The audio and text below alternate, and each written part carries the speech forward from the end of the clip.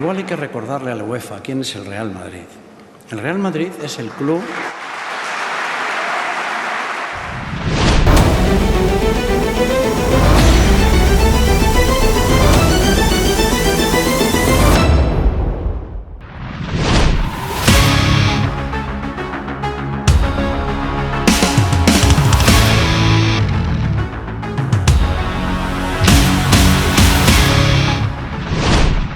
Berita panas soal ditolaknya gugatan FIFA dan UEFA terkait ISL benar-benar menjadi perhatian. Pasalnya secara tak langsung, ini membuat bumbu perseteruan antara Florentino Perez dengan FIFA maupun UEFA jadi kian memanas. Sebab sebagaimana kita tahu kalau Perez disinyalir menjadi pencetus dari terciptanya ISL. Dan bila melihat hasil sidang dari pengadilan Uni Eropa, maka bisa dibilang ini adalah kemenangan yang diraih Perez dalam misi melawan kemarukan yang dilakukan FIFA ataupun UEFA.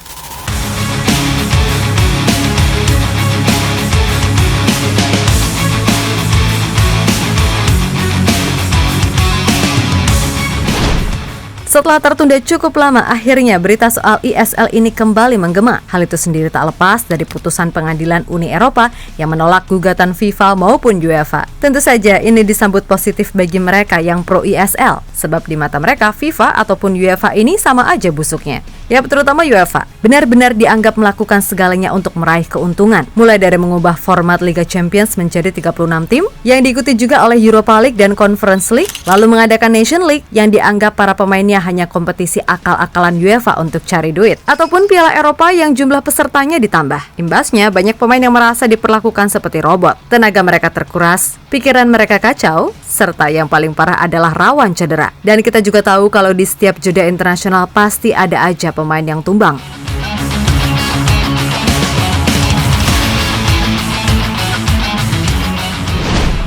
Nah, senada dengan UEFA, FIFA pun sama aja maruknya, di mana para pemain yang udah lelah main di level domestik ataupun Eropa, dipaksa main di level internasional melalui format Piala Dunia yang pesertanya jadi tambah banyak. Dan terbaru, Piala Dunia antar klub pun juga akan dibuat jadi 32 tim per 2025 mendatang. Jelas siapapun yang punya hati nurani, pastinya merasa kasihan dengan para pemain yang seolah hanya dijadikan mesin pencetak uang. Dan sebagai penonton, kita pasti bisa menilai kalau penurunan kualitas secara permainan itu nyata adanya. Karena ya tadi, pemain udah burn out duluan.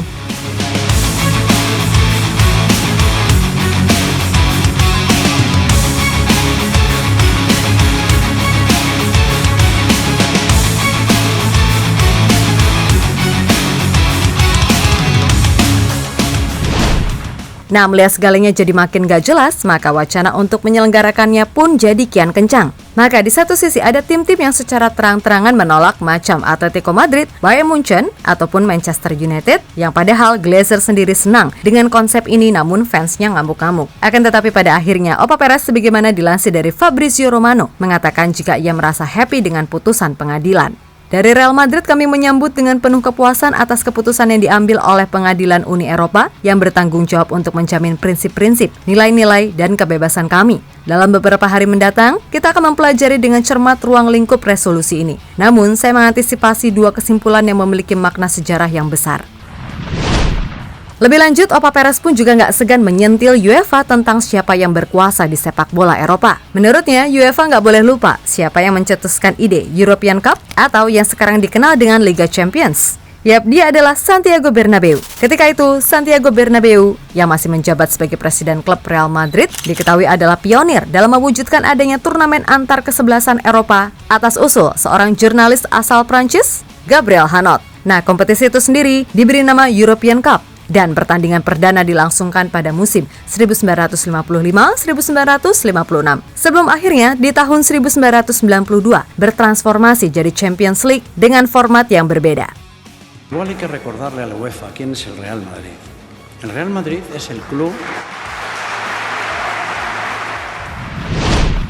Nah, melihat hal itu semua, maka wajar jika Perez ingin sekali dikenang sebagai pembuat era baru dalam sepak bola seperti pendahulunya. Saya akan terus berjuang untuk Liga Super, sama seperti Santiago Bernabeu berjuang untuk Liga Champions. Yap, bagi Perez, ini bukan sekedar soal uang semata, sebab baginya sepak bola harus bisa dinikmati segala lapisan masyarakat. Maka dari itu, ia menjamin kalau ISL ini nantinya bisa disaksikan semua orang secara gratis.